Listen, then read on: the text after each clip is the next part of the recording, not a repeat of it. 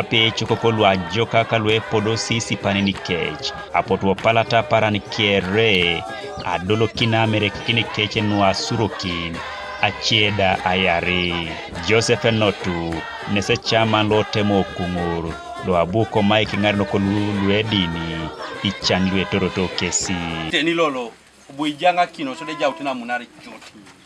no bo pedo alemoni tungo chalon abunira chuna na kindo center na ne obuni stwana ngunu kere jasi jam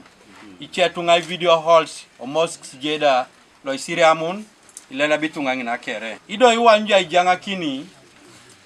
no bo takanune etungana na lo stiba pero chalo e poti karamojo abilu no jabilu ido isani to monare mamji pero re wotor e kodete lwe Engarenok lu Idinin lwe moriaritos Bishop Luatulika Dr. Joseph Chirwoliach Bishop Kosea Odongo lo Soroti Diocese Bishop Kokas Olupot lo agwekinti Pentekoti nepeka Sheikh Ochen lo da agwekiniti Isiramun kesa potu itururoto epupoto iporoto elukaitunga ibakete abeti eringitunga ligwapto soto no kambi da lana atuko kino sidwe aboisita do pete abete abongori kwana idwe ludidi katupana kini keda lu chesa panara kwana lwa papada ejasi owai kesebon lwa totoda ejoto ito pone kechebon abete awolio no sikilioko mami kiloka joto ite kada ngoro lwa do pai boisiti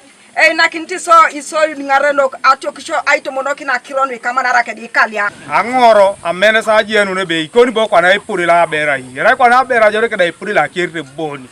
isodi kilio karaja udekera ipuri lai warra ijar akepolo bene iboyo soke dikosi kilio ke mama ina pakene radi kilio katamta moete ndelo sei late na ara do kwana erado jate marboni be dodo kwana alemu nubodo nyai nakini dwe monyete dwe tenge akepolo be solo atutonge sepola iboyi kade duore anyun be nyamare ti dwelu dera idwelu ay monyo ne jeso late arukuna tarse karama jo kali akosi mambo si pedota imani dio bore kere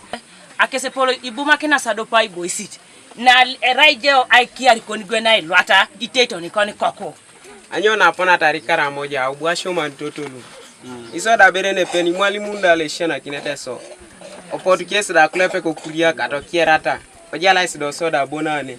ation sine jaine eruruole pola kere ejasitunga luke da kuria anyo to epoli riama no rike Engarenok lo kara moja lalo Idinin anyo to ne pola li iperona tukokini ation sina na ya ukapaka na amamsa yuara iporoto ingolwe pipil kesa potu ijai kisi Engarenok lu Idinin ilipete kesi adomna titing ko sodete ay search ay nyangararonis kedaronis ko balasebe enyangiti ko jalakinatar lokasuban Bishop Kosea Odongo nesieka nyanaran lo Soroti Diocese epupede kai monyo boronga lipi okrolo kai Engarenok lu kai Idinin kere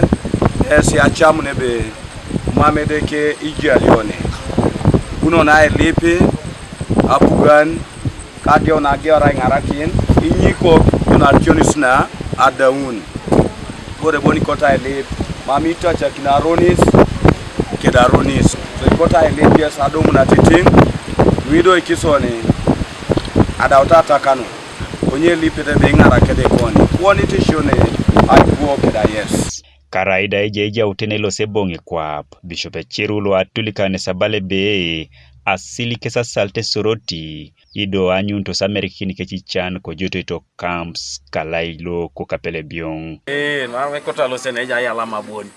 neja ilele boni neja berichano morata keda luchani nyo Ican so da kwa Engarenok kusu apote tojo kasa tupito saisha na kineta no alauna kabe edolti berabune rai moro kedesi mataka nutu nara inu kusu no okongpo no kere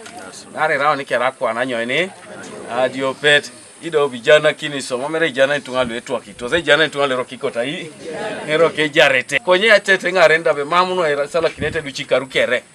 chairman Francis Akorikine sabuishala meka pejo na ka bishops ko bala ebe ayaukesi amon konye ni abunere ko de elesa anyu ni kokioko ke de uria kala toke asinyo ni idue physically orelo yo nine kauneni nomitela beru amojongo na kopane je Soroti erikamu kyan sujoni kiding na anyoni kiding na tionis ajore neseyata kiapogan konye etasuro neseroke polo kaneja isitunga kotupitete eyartilo e pipil loda tere kinos nepeka case. Godfrey Ojore, TV East, Kapelebion. Aina pakino jaunu ne, ayuaro jaunu ne, je kadaran, jone sikwenya kware kaparanda. Jasinga jasisirikali jeni so konye jonge sipedori nara jonge solopa yuara.